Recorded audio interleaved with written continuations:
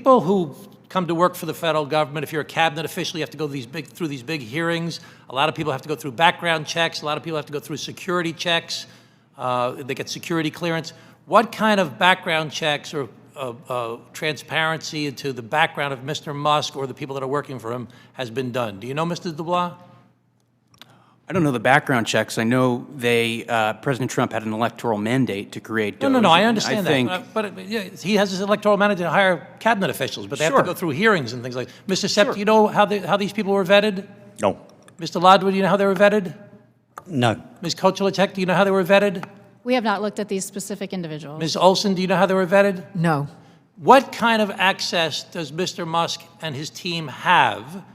What kind of changes have they been making to the computer programs? How many of those changes to computer programs are permanent? And how will that affect people going forward? Mr. Dubois, what's he doing? I don't know what he's doing. You don't know? I think he's Mr. looking Sepp, do you know what he's doing? No.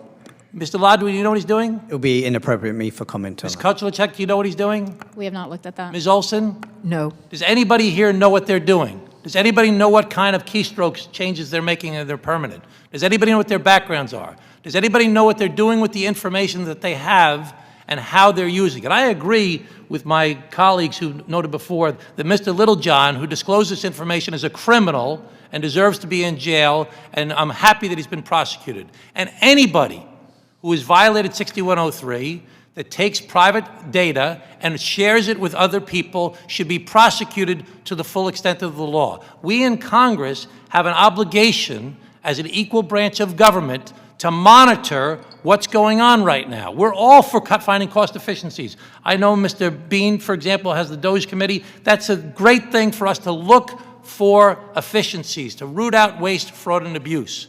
But there's a pesky thing, called the United States Constitution, and it has the responsibilities of the United States Congress in the oversight and power of the purse.